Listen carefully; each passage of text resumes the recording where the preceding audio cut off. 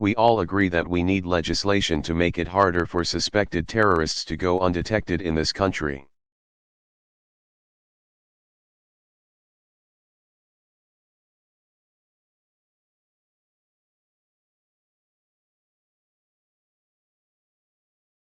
And we all agree that we needed to make it harder for them to organize.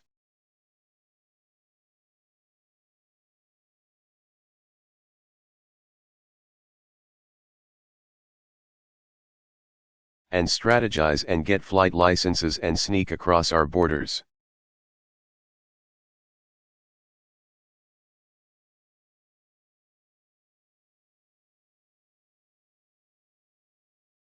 Americans everywhere wanted to do that.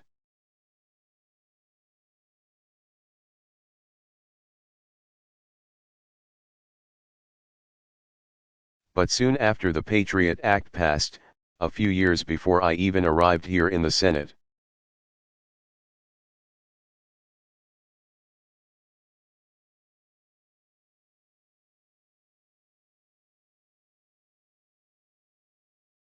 I began hearing concerns from people of every background and political leaning that this law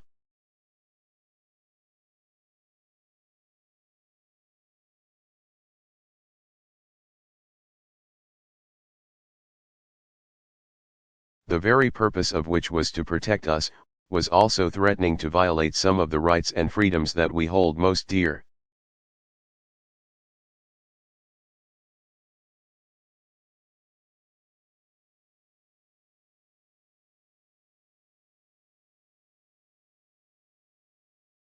That it didn't just provide law enforcement the powers it needed to,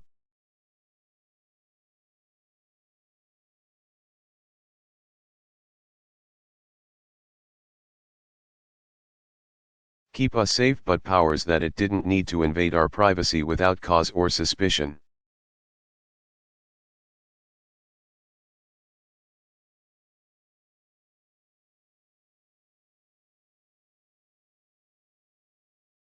Now, in Washington, this issue has tended to degenerate into the typical either/or debate.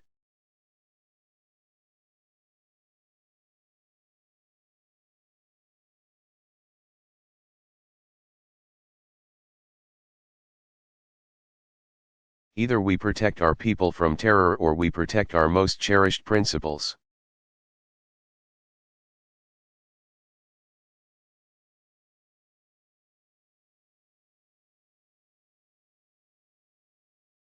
I would suggest, Mr. President, that this is a false choice.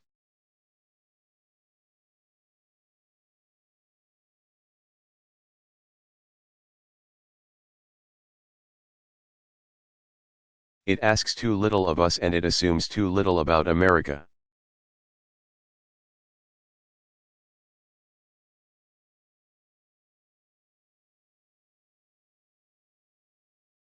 That's why, as it's come to time to reauthorize the USA Patriot Act,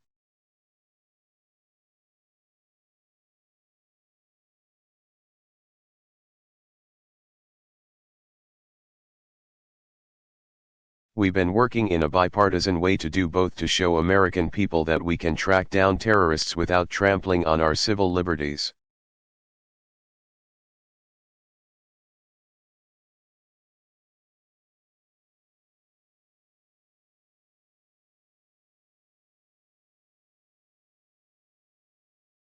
To show the American people that the federal government will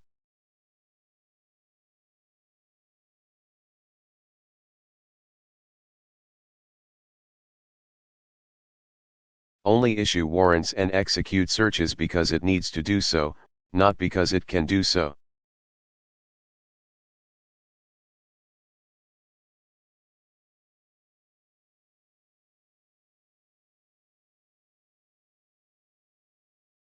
What we have been trying to achieve under the leadership of a bipartisan group of senators is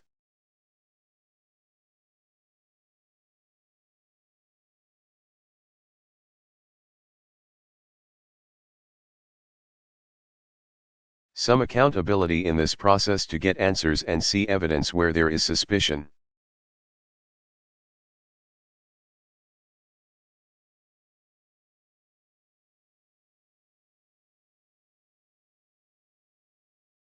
Several weeks ago, these efforts bore fruit.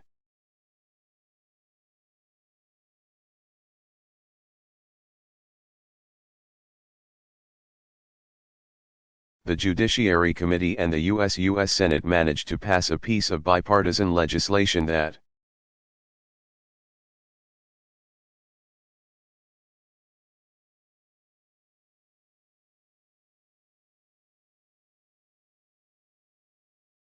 while I can't say is perfect, was able to address some of the most serious problems in the existing law.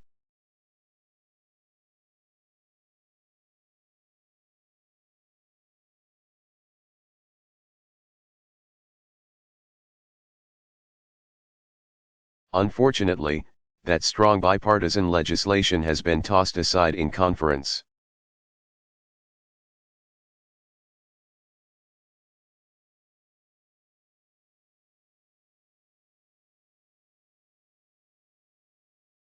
Instead, we've been forced to consider a piece of rushed legislation that fails.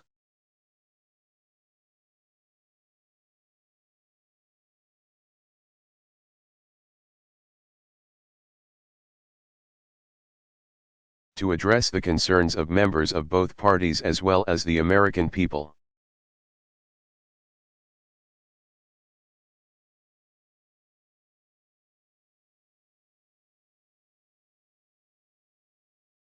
This is legislation that puts our own Justice Department above the law.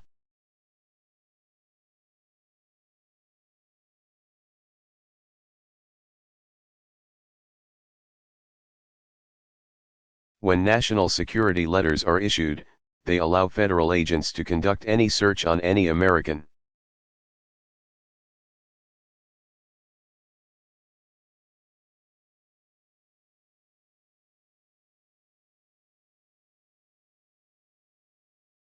No matter how extensive, how wide-ranging, without ever going before a judge to prove that the search is necessary.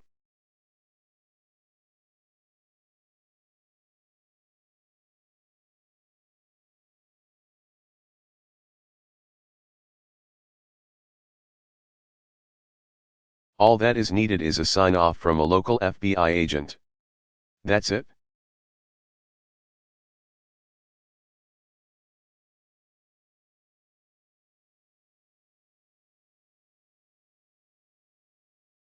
Once a business or a person receives notification that they will be searched,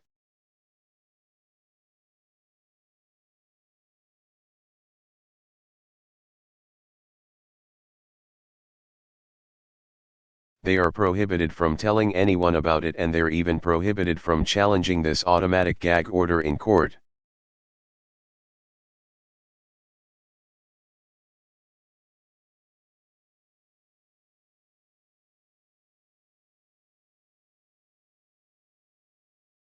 Even though judges have already found that similar restrictions violate the First Amendment.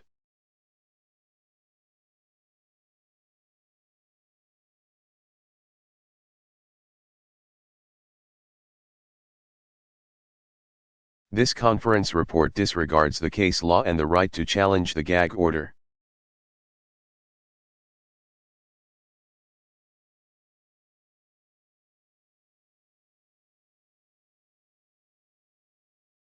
If you do decide to consult an attorney for legal advice, hold on.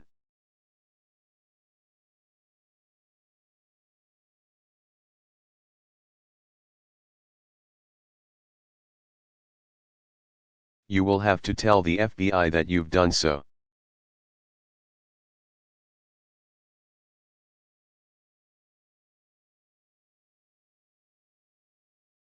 Think about that. You want to talk to a lawyer about whether or not your actions are going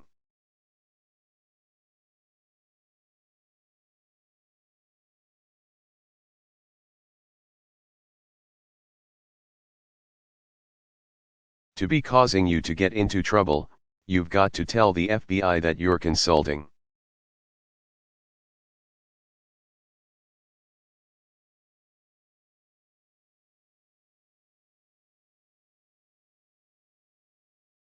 A lawyer. This is unheard of. There is no such requirement in any other area of the law.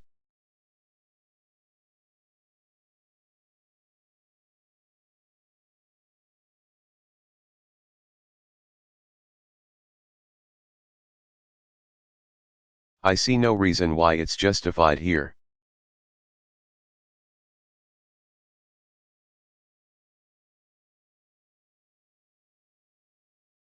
And if someone wants to know why their own government has decided to go on a fishing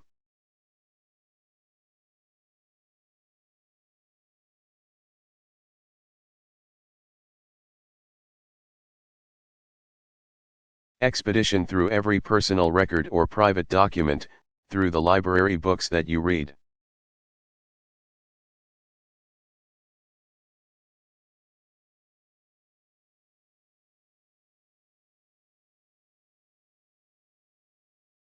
the phone calls that you've made, the emails that you've sent,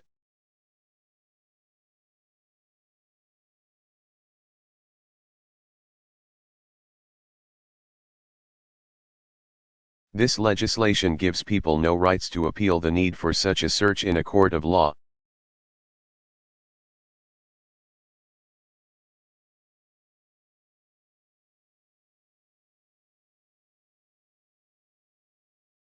No judge will hear your plea, no jury will hear your case.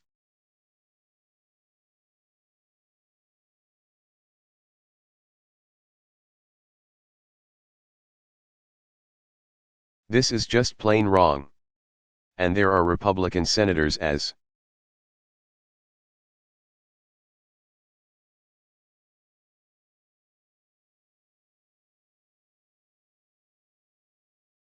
well as Democratic senators that recognize that it's plain wrong.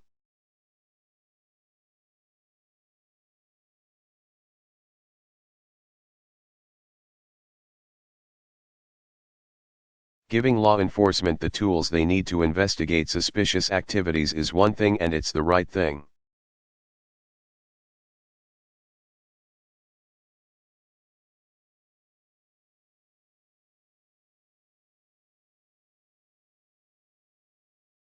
But doing it without any real oversight.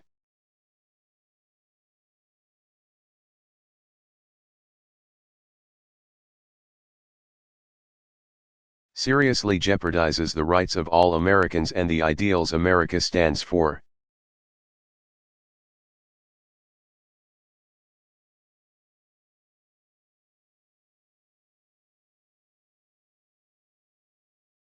Now, supporters of this conference report have argued we should just hold our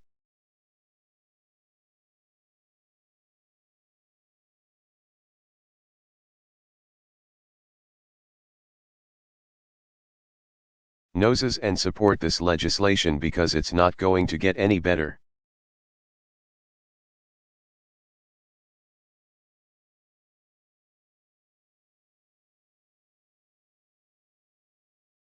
That is not a good argument. We can do better. We've got time to.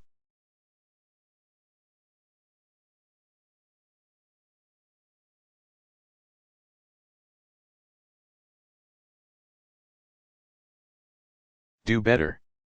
It doesn't convince me that I should support this report.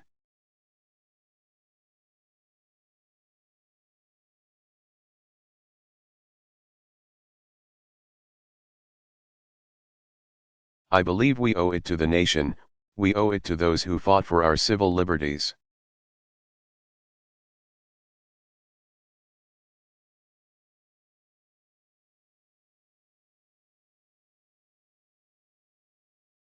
We owe it to the future and our children to make sure that we craft the kind of legislation that would make us proud.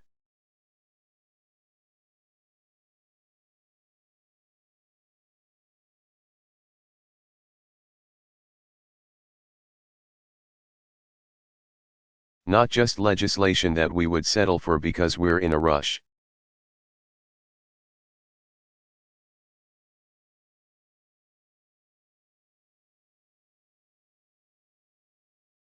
We don't have to settle for a Patriot Act that sacrifices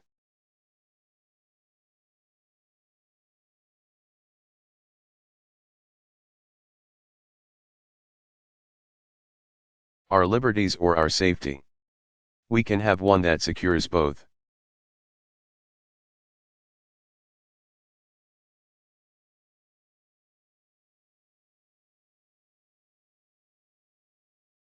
Now, there have been proposals on both sides of the aisle and in both houses of Congress to extend the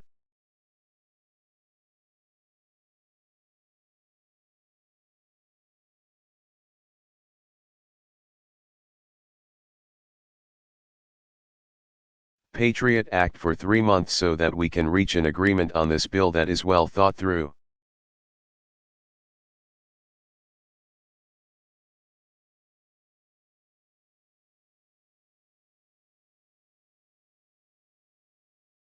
I support these efforts and will oppose cloture on what I consider to be this unacceptable conference report.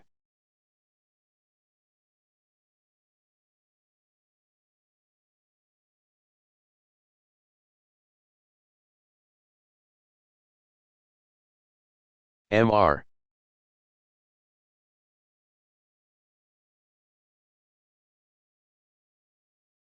President, I thank you.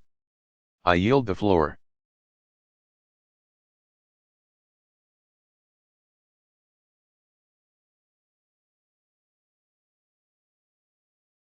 Barack Obama.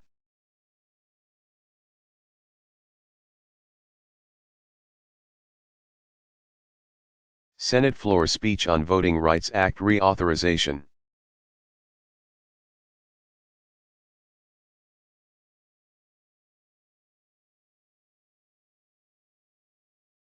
Delivered July 20, 2006.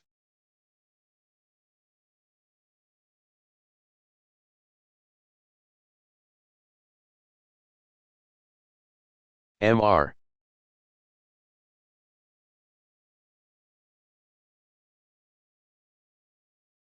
President, I rise today both humbled and honored by the opportunity to express my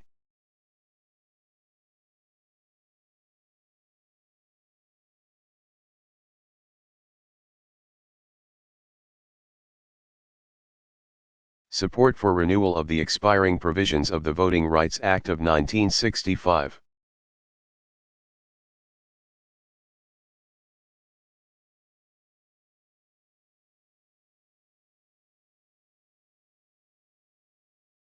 I want to thank the many people inside and outside Congress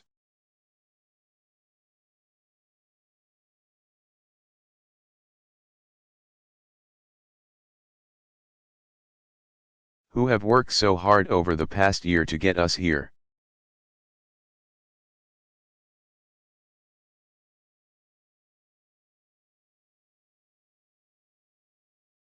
We owe a great debt of gratitude to the leadership on both sides of the aisle.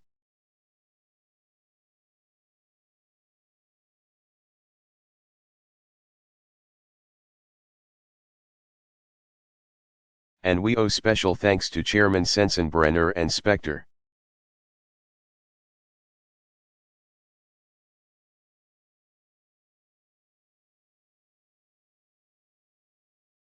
Ranking Members Conyers and Leahy, and Representative Mel Watt.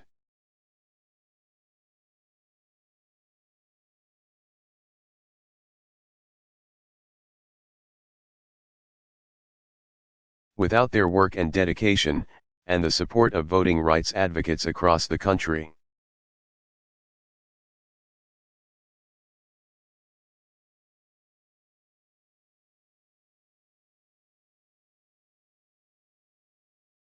I doubt that this bill would have come before us so soon.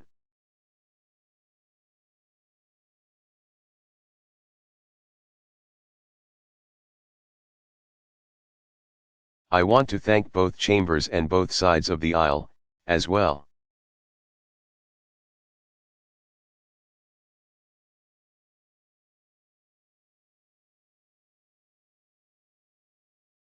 For getting this done with the same broad support that drove the original act 40 years ago.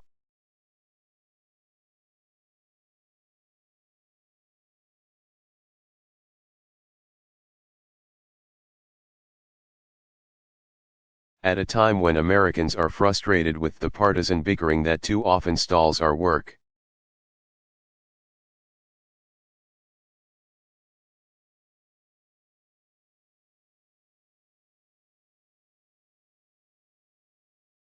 The refreshing display of bipartisanship we're seeing today reflects our collective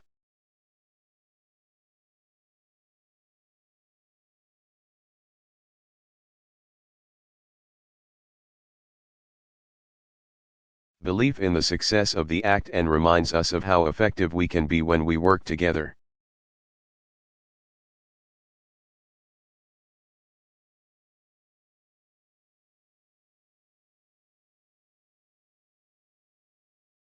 Nobody can deny that we've come a long way since 1965.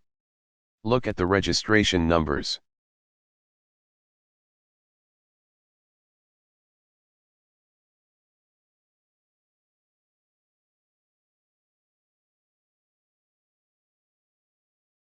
Only 2 years after the passage of the original act.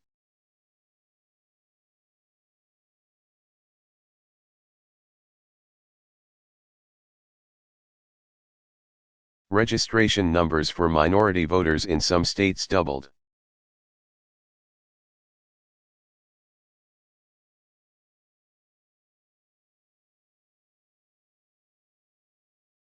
Soon after, not a single state covered by the Voting Rights Act.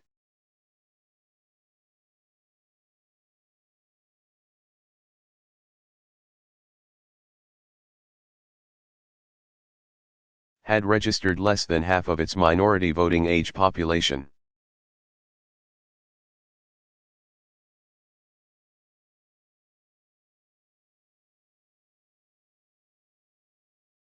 Look at the influence of African American elected officials at every single level of government.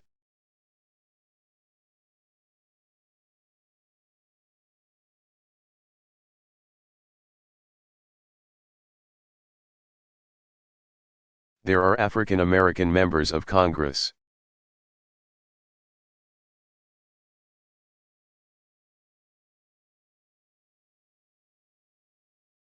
Since 2001, our nation's top diplomat one has been African American.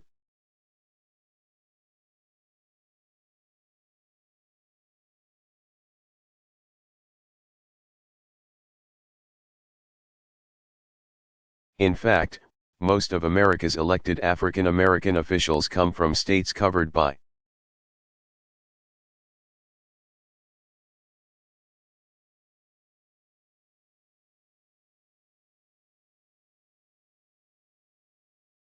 Section 5 of the Voting Rights Act states like Mississippi and Alabama, Louisiana, and Georgia.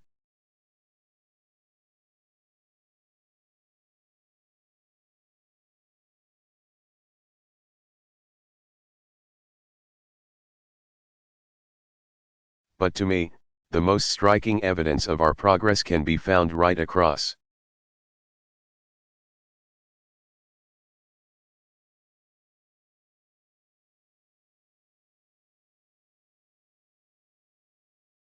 this building in my dear friend Congressman John Lewis.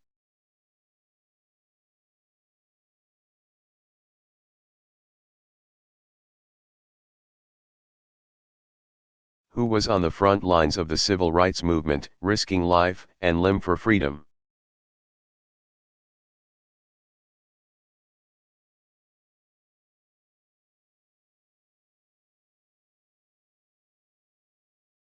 And on March 7, 1965, he led 600 peaceful protesters.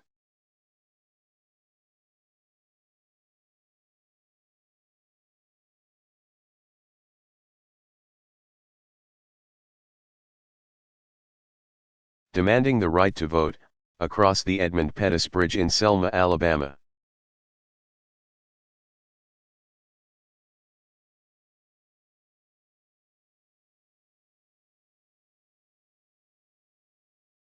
Now, I've often thought about the people on the Edmund Pettus Bridge that day, not only John Lewis and Hosea Williams.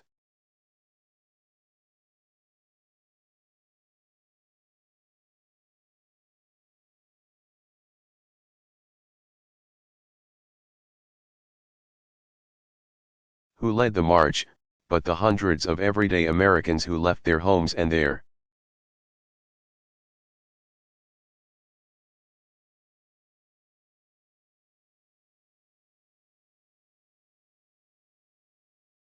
Churches to join it: blacks and whites, teenagers, children, teachers, bankers, shopkeepers. What dr.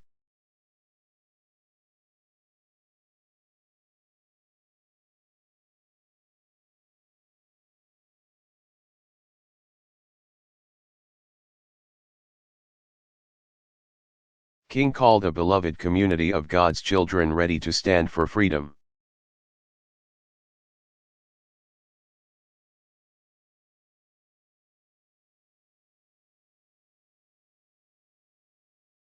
And I wonder sometimes, where did they find that kind of courage?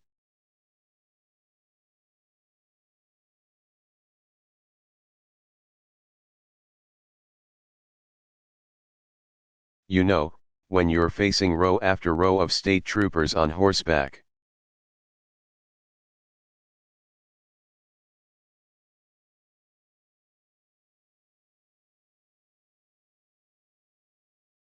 Armed with billy clubs and tear gas when they're coming toward you, spewing hatred and violence.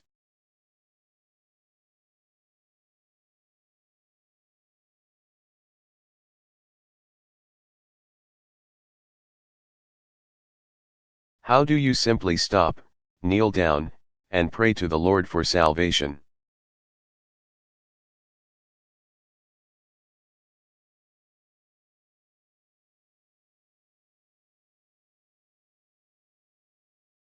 But the most amazing thing of all is that after that day, after John Lewis was beaten within an inch of his life,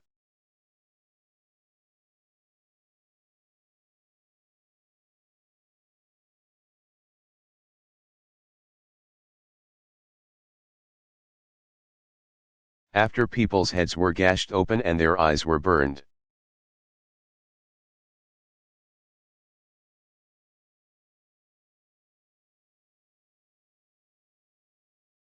and they watched their children's innocence literally beaten out of them, after all that, they went back and marched again.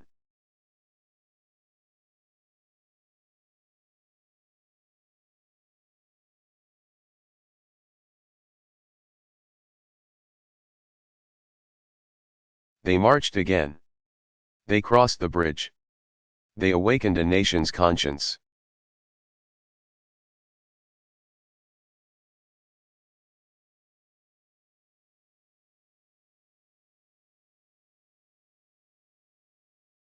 And not 5 months later, the Voting Rights Act of 1965 was signed into law.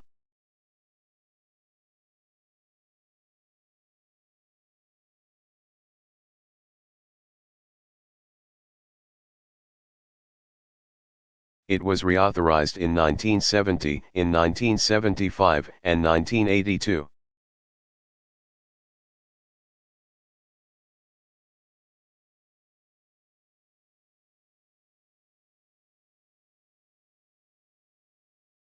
Now, in 2006, John Lewis, the physical scars of those marches still visible.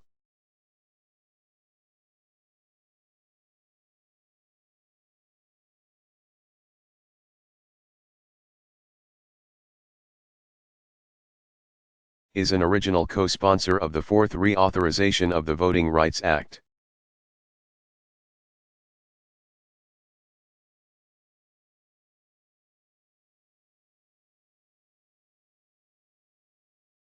And he was joined last week by 389 of his House colleagues in voting for its passage.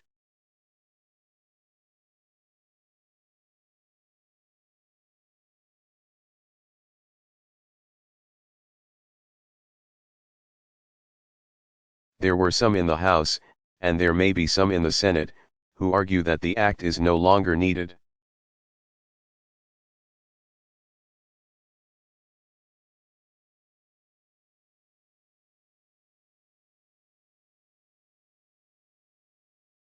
That the protections of Section 5's preclearance requirement are a requirement.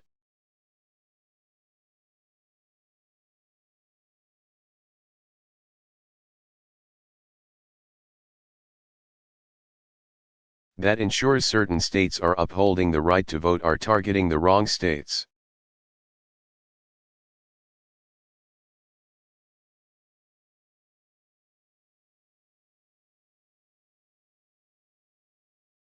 Unfortunately, the evidence refutes that notion.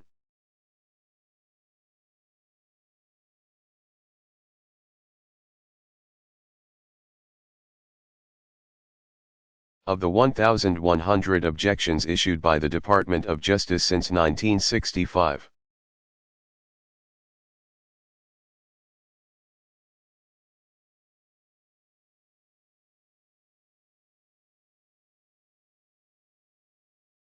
56% occurred since the last reauthorization in 1982. Over half have occurred since 1982.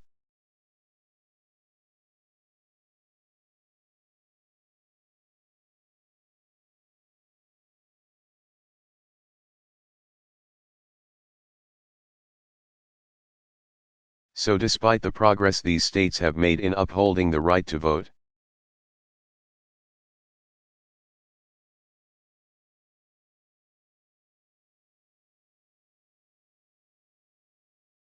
it's clear that problems still exist.